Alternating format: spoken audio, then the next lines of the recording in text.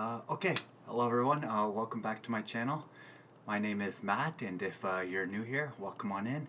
And if you're a returning viewer, thanks so much for stopping by again. So this is actually, as you can tell from my background, a new setup. This is going to be a little bit scuffed for maybe the first few videos while I try to find the best setup here in Korea. If some of you don't know, I've moved to Korea for a few months, maybe longer. I don't know. We'll see what is in store for me. But right now I'm in Korea, so I'd like to keep making these videos. So I thought I'd just shoot the first one from my just sitting on my bed here. So yeah, first of all, I want to say thank you so much for over 60 subscribers. From the last couple videos, the subscriber count has really almost doubled, so it's been pretty incredible to see. And if you're new, thanks so much for subscribing, and I hope to bring you guys some videos that you'll really enjoy moving forward. Okay, so let's just get right into it, I guess. This week I have maybe a half-finished object, if you could call it that. It is these mitts here, which is my take on the Alma mitt by Maya Ackerstrom. So the Alma mitt is actually a colorwork mitt designed to be used with worsted weight yarn, but I had some leftover Saunders Yarn Co. DK yarn from my halibut sweater, and that I really liked the look of the color contrast, so I thought I'd design my own colorwork mitts based off that, and just kind of using the stitch count to make my own pattern. So these are my single jellyfish mitt, which is inspired by Yinjin from Le Seraphim. She's a big jellyfish girl, so and her music really inspires me, so I thought I'd make kind of knits or mitts inspired by her for that. But yeah, this is the first mitt here. So because I was using a DK weight and the pattern called for a worsted weight, the mitt is very small on me, so if you can see here, very, very tight. It might fit someone with smaller hands, but I don't really have anyone that would wear the jellyfish mitts, so I'm probably not going to make another one as the time stands right now. So this is my half-finished object because it's just one mitt. But yeah, I've been kind of settling here in South Korea. It's been about 2 weeks now, and very, very hot. So I haven't been able to get a lot done in terms of knits. So that's just my only half-finished object this week. But I guess I'll just talk about the pattern a little bit. The pattern is very nice and well written, very easy to follow.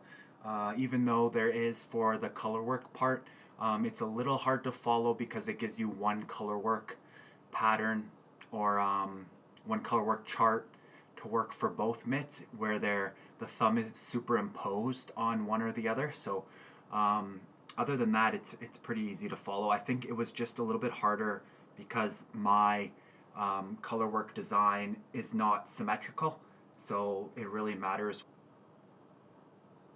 There we go. Yeah, so pretty nice and very cool design.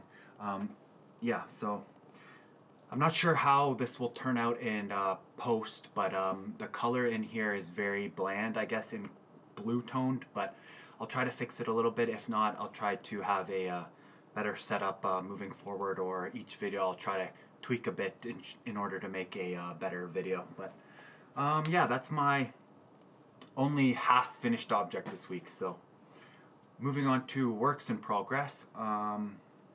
Works in progress, I guess I'll start with one that I had talked about in the last video, and that is the Sea Breeze hat from the 52 Weeks of Accessories book.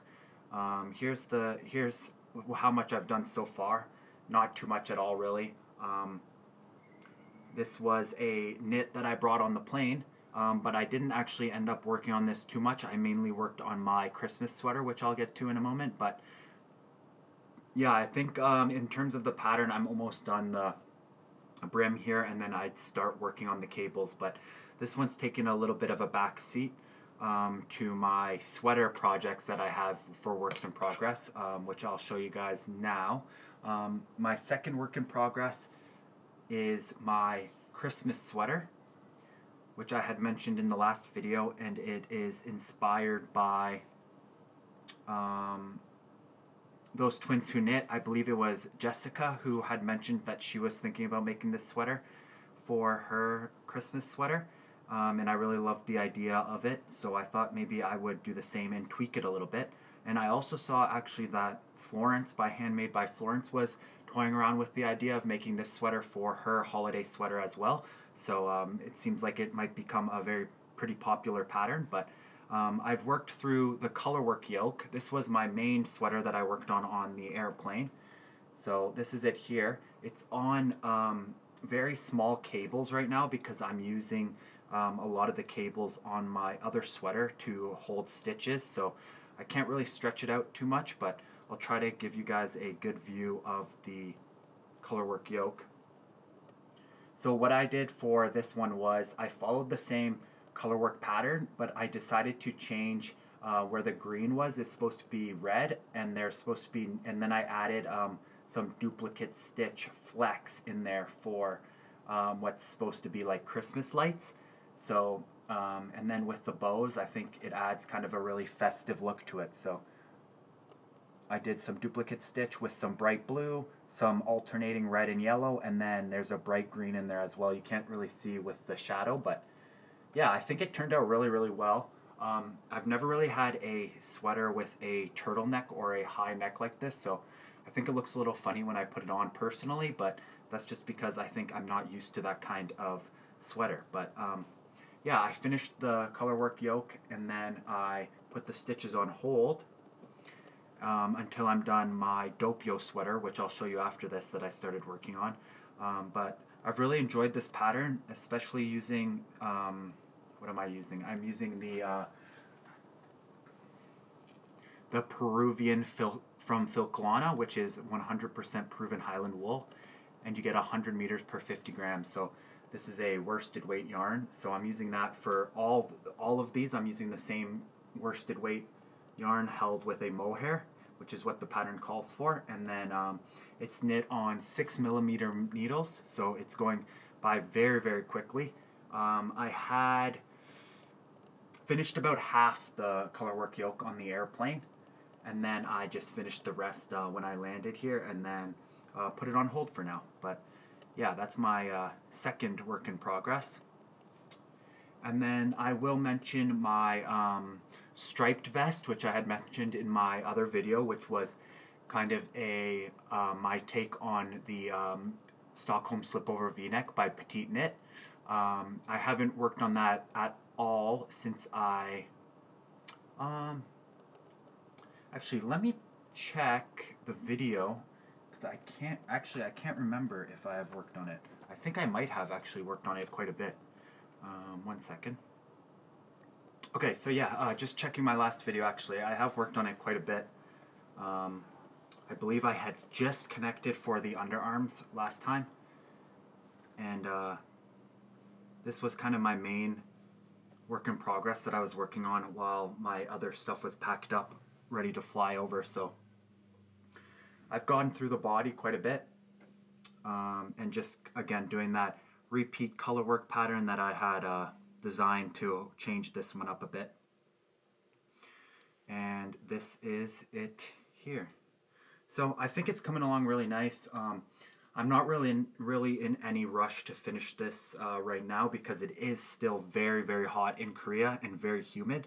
So I've actually haven't worn any of my knits other than to the hockey rink to watch some hockey games. But yeah, just working through that. I think it's coming along very nicely. I really like the contrast between the stripes. Yeah, the green, you can't really tell in this light, it looks like, but the green, brown, and the white or cream is looking pretty nice in my opinion. So I think it's turning out really well. I'll hopefully be able to work on this in a little bit and maybe get it done by the fall time here. But like I said, it's very, very hot here, so I'm in no rush for that. But also, looking at the last video, I did have hardly anything done on this sweater, so I'll just explain it a little bit more. So the sweater, you use the Judy Magic's cast on to start the neck, and then you work it while having one set of the stitches on hold, and you knit your neck up to the desired length you want, and then you fold it over and do a three needle knit or three needle method to kind of knit both sides of the neck together in order to get that folded turtleneck type fit.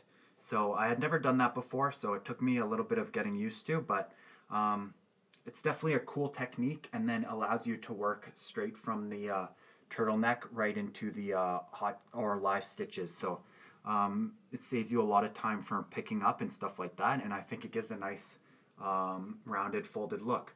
But yeah, and now moving on to my last work in progress that I'm currently working on in my main whip is the Doppio sweater.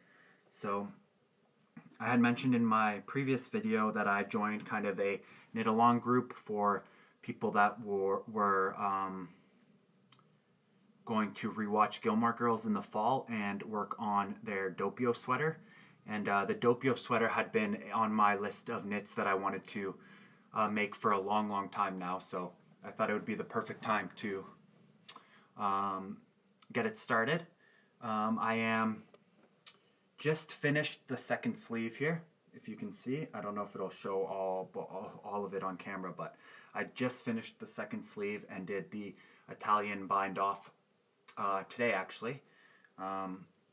I am worried that I'm not going to have enough yarn, so I stopped the body mid-body and then moved and did the neckline, which is just a double folded 1x1 rib neckline, and then worked the sleeves as well. So I have about one ball each, or one skein each of each yarn left. I did have to pick up some more of the merino that I'm holding with it, but I'm doing this with the La Bien-Aimée merino singles in Karen Bop, the colorway, and then holding it together with a hand-dyed Surrey from Lillian Pine in the colorway Limoncello, which I thought was a very nice addition to it. That was actually the last thing I picked up.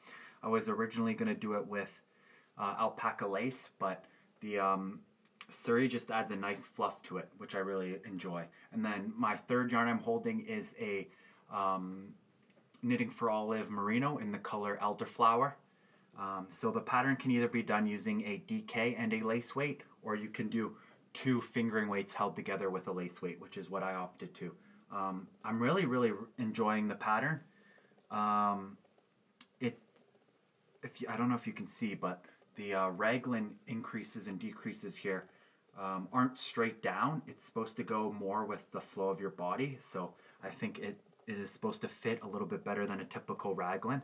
The pattern itself is pretty easy to follow. You just have to make sure you're increasing for the raglans on the right rows, because you do increase the front and the back as well as the sleeves differently at different paces. So that's one thing to pay attention to. But other than that, I'm really enjoying how it looks. I think the fact that you hold 3 strands of yarn together allows the pattern to be made a bunch of different times and have a lot of variation of looks and colors wise. So I've actually already purchased yarn to make a second one, which is going to be in the color Heron by Winston Fibre Co., which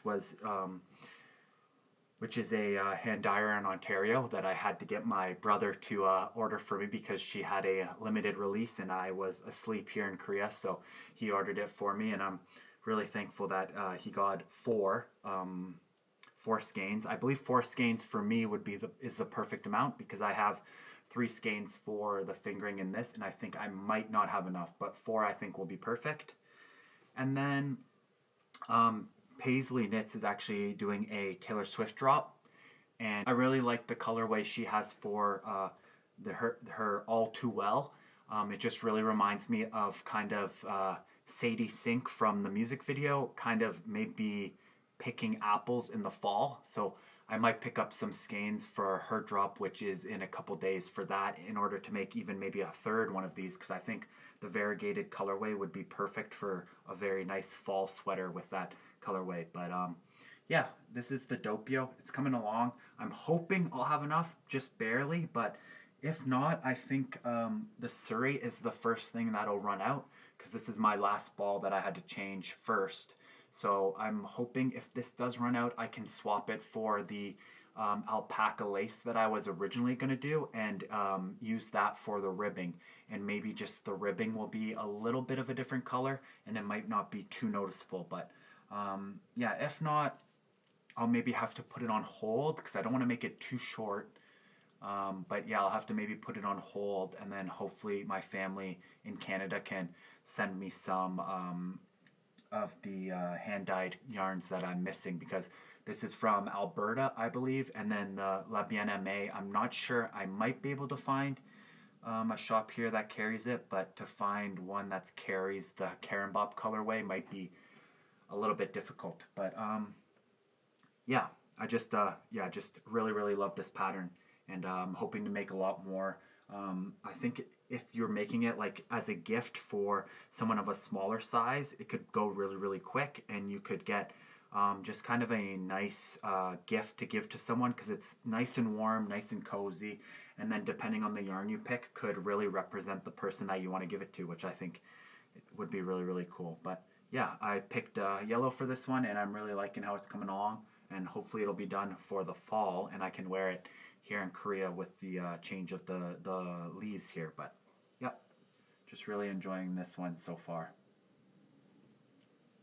And then I think that's it for my works in progress, so maybe I'll just talk briefly about my acquisitions. I haven't gotten too many acquisitions, just one today, and then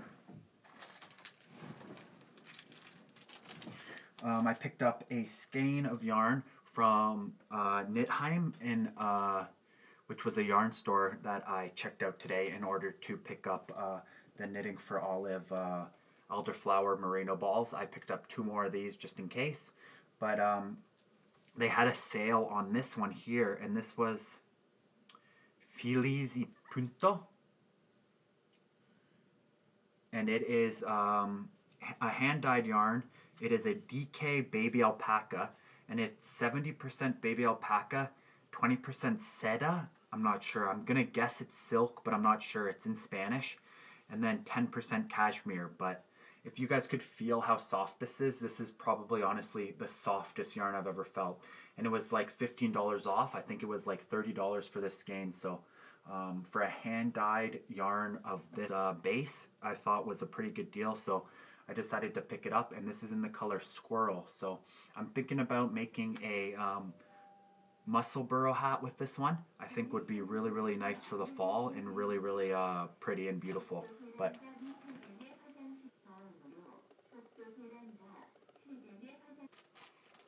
okay, and then the next acquisition that I got were just some cute stitch markers that I picked up from another Korean yarn store here called Nougat Bar Knits, and it's actually owned by a YouTuber, I believe. You can check them out, but I thought these were really cute stitch markers. There's 2 bears and then 2 dogs. They're really hefty stitch markers, like really thick, really metally, so really good quality. I think they're enamel. They're kind of like the enamel pins, but I picked up those stitch markers, and then I had, there was a third one, or a fourth one that it came with, and it was this yellow guy here that I just had on my Doppio sweater because it's yellow, but I just finished the sleeves, so I took it off. But yeah, just a cute little guy. And yeah, those were the only acquisitions that I have now. I've been going around to kind of find different yarn stores here in Korea, checking them out.